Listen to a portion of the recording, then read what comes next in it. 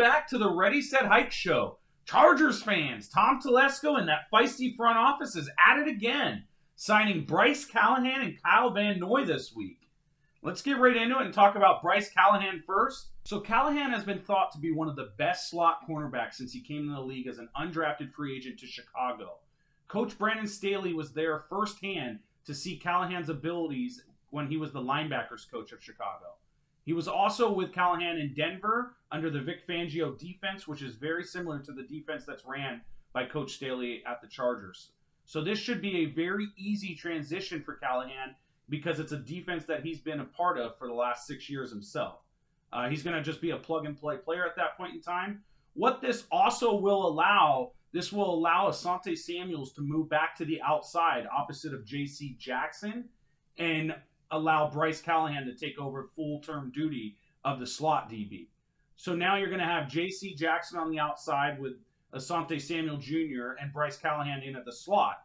This now will take a lot of pressure off of Michael Davis, who's going to be our DB4, who was used to having to go up against wide receivers 1 and 2. Now he's moving on down to wide receivers 3 and 4. So we'll take a lot of pressure off of him, and he will be a more serviceable player at DB4 in that case. I think now with the addition of Bryce Callahan and J.C. Jackson via free agency this offseason, we're changing one of our biggest weaknesses into an elite secondary, and our back end is just getting that much better because of it. I think the one big question mark with Bryce Callahan is going to be, can he stay healthy? That has been his one thing. But when he's healthy, he's the best slot defensive back in the league. He's been on the Chicago Bears when they were a top 5 defense because of him. He was also on the Denver Broncos just last year when they were a top 5 defense as well because of his ability at the slot. That's a major position in this defense, and I think we got a real winner. And I think at the end of this year, when we're looking back at who our best free agent signing is, I think we're going to put a check mark next to his name, assuming he can stay healthy this offseason. Now, with all that being said, let's talk about Kyle Van Noy, who we just signed. I think this is another big-time signing. Let's get into talking about him. Kyle Van Noy plays what we call a hybrid linebacker position. He plays linebacker as well as the edge rusher. This becomes very beneficial in Brandon Staley's defense because it will add depth to the edge rusher position behind Khalil Mack and Joey Bosa, and it will also add depth to the linebacker position because we don't know exactly when Kenneth Murray will be coming back from the injury. Kyle Van Noy was also ranked as one of the top coverage linebackers in the NFL last year. And on top of that, and this is where the hybrid part comes in, he has had at least 5 sacks in the past 3 seasons. So Kyle has a lot of experience at both positions and will become very beneficial to this roster.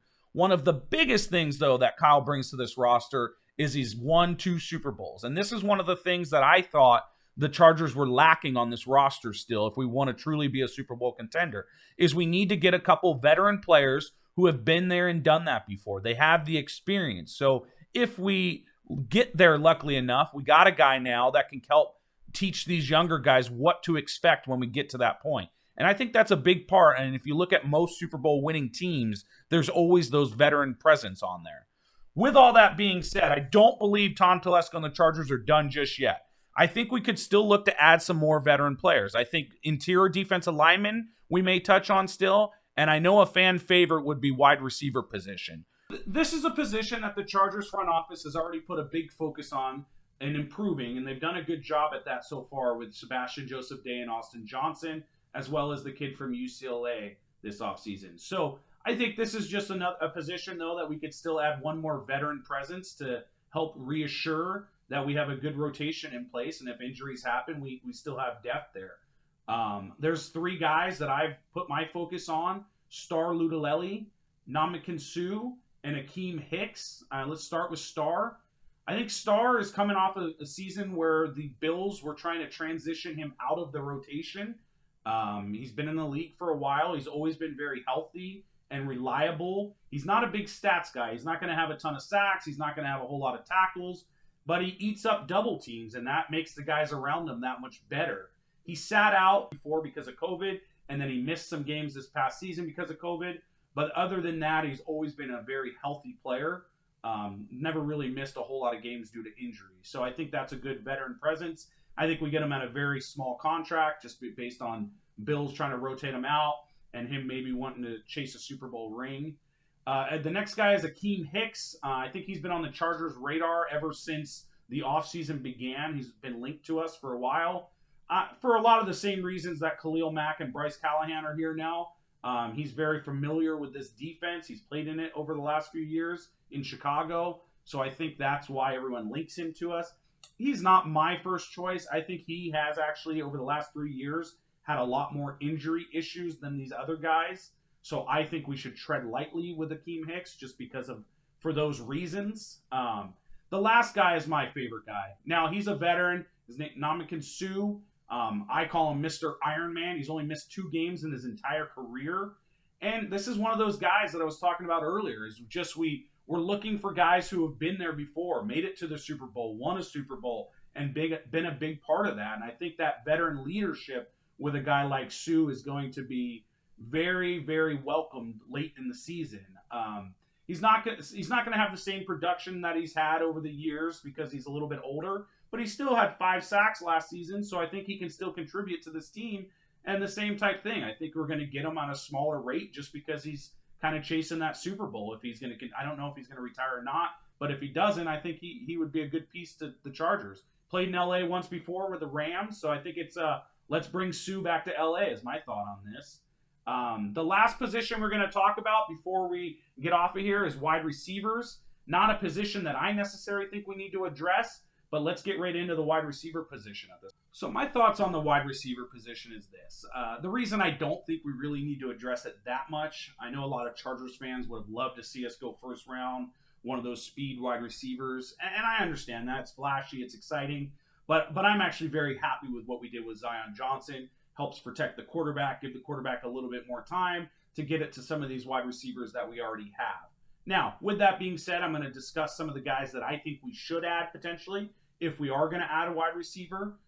The guys that I like the most that are available would be T.Y. Hilton from the Colts. He's just a guy who's always been a burner. He's one of those guys, and that's kind of what I think, if anything, we need to add speed to this lineup, and that's our only flaws. Other than Jalen Guyton, we don't have a ton of speed at the wide receiver position. So T.Y. Hilton is one of those guys who has that speed. Now, he's coming off a couple injuries this past season, and I don't know if that speed is still there per se. But if it is, he's a guy, I think, if he's healthy, that we could definitely add at a very small contract. I mean, A.J. Green just signed back with the Cardinals on a 1-year, $3.5 million contract. I don't see why T.Y. Hilton would be any different than something like that. I personally believe, though, the Colts also have a pretty good roster heading into this season, and I think him and that organization are pretty close. I think he'll return to the Colts on like a 1-year deal to see if he can help them win a Super Bowl. The next guy is Will Fuller. This guy's an absolute burner. Now, unfortunately, with that being said, he comes with some baggage. He's had some off-the-field issues over the past couple years. But the reality is, this kid's 28 years old still, and if he didn't have those off the field issues, there's no doubt in my mind that he would be signed to a massive contract right now. So if we can get Will Fuller, and when he's on the field, I mean, all the guy does is score long touchdowns, and it kind of seems like that's what we're looking for, is that burner type guy. So I think we get Will Fuller at a discounted rate. It's a fantastic move on our part. Now, with that being said, I don't think Tom Telesco brings in a guy that has those off-the-field character issues.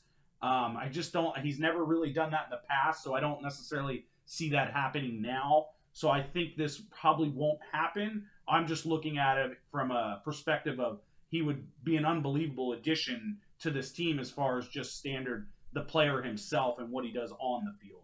Last and my favorite one would be Julio Jones. I've been watching this guy for the last decade tear up this league. I understand he's not the same guy he was back then, but he's still a guy who can be a top 20 wide receiver in this league without question. When he's healthy, I mean, he's an elite wide receiver with size. And I couldn't even imagine what caused concern that would be for the defensive coordinators if you got Mike Williams on one side, Julio Jones on the other side, 2 absolute monsters, and you got Keenan Allen in the slot and then Austin Eckler coming out of the backfield. I mean, what would defensive coordinators even think to do? You can't double team everyone. So, I mean, this would be a huge addition, even if we got Julio Jones at 80% of what he once was.